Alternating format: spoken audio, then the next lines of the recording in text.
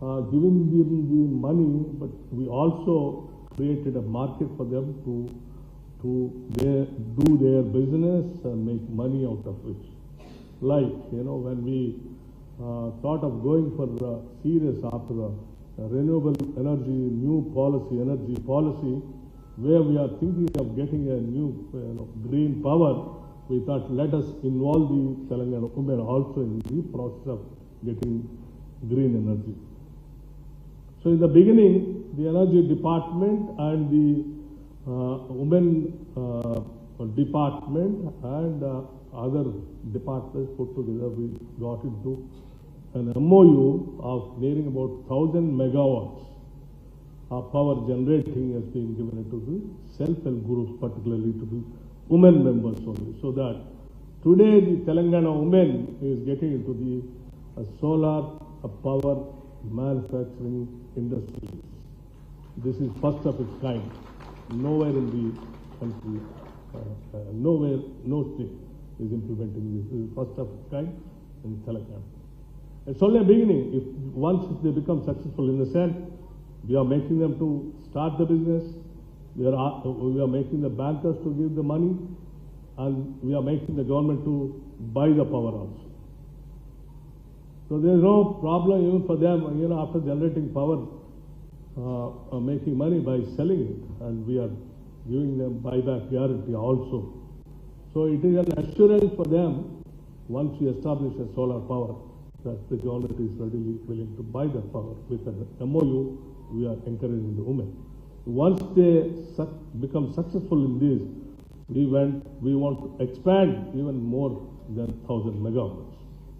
Apart from that, the first of its kind, I think nowhere in the country, we have brought out a scheme of free bus ride for Telangana women. They can travel from anywhere to anywhere without a ticket, without buying a ticket. With this, we made the Telangana women to go around the state wherever they want to go. The kind of a mobility, a freedom for them to go around the state, the temples, market, hospitals, hostels, children's schools, wherever they want to go, they can go without having and thinking of money to buy the ticket. So the free bus ride has become a very, very successful for Telangana women. After going around, they are getting exposed to many of the industrial parks and business, trade centers, educational institutions, by which they are also trying to understand the society through which they wanted to start the business also.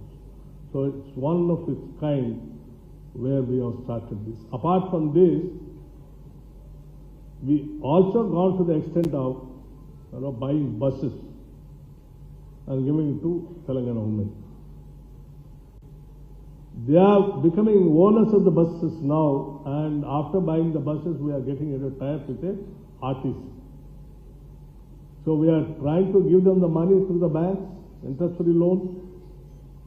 We are buying the buses, giving the RTC, RTC is paying them the money.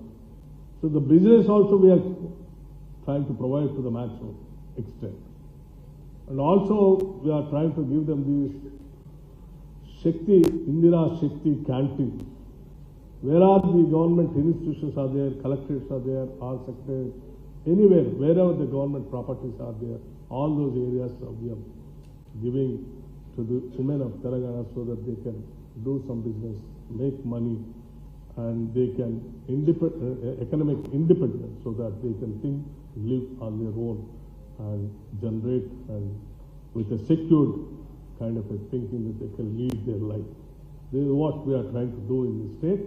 And finally, our target is to make not less than 1 crore of women of the state to make them the crorepati's. Minimum of 1 crore. So these are the schemes what we have been thinking. So the empowerment comes not only bringing out the laws and also by implementing the laws also, acts also. We have been seeing a number of acts which have been enacted in the Parliament and the respective legislative houses, like, prohibition of dowry, child marriages, many kind of these things. But still, things are continuing. Until unless the whole society thinks about it and reforms themselves, convince themselves to implement these acts, the acts also cannot be get fructified and yield the results. That is where these kind of summits will definitely help to convince the people where all the things are going wrong, where all the governments are trying to reform them by bringing the acts. We also have to think about them and implement them, and to see to that they are fully implemented and the woman becomes empowered.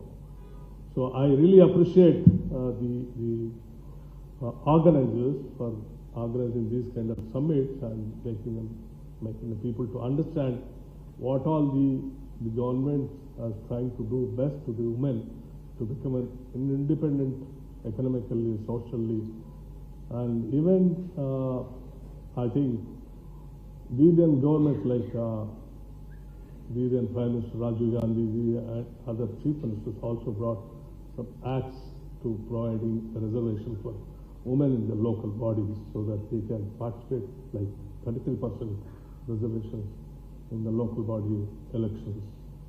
So these kinds of things, make the women to take part in the elections, administration, and governance, apart from economic empowerment.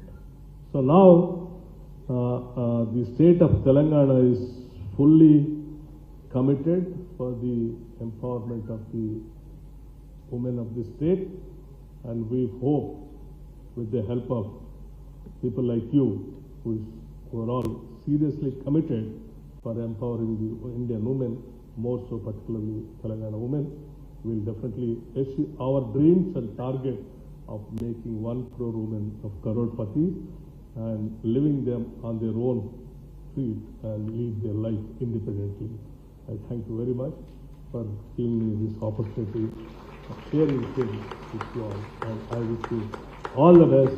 And I would like to convey my Chief Minister, Sri Revanth Reddy Garu, who has personally asked me to convey the message to you all that this government is fully committed and will stand for the empowerment of the women of this state of Telangana. Come what may, any hurdles, we will stand for our commitment and goals to reach. Thank you.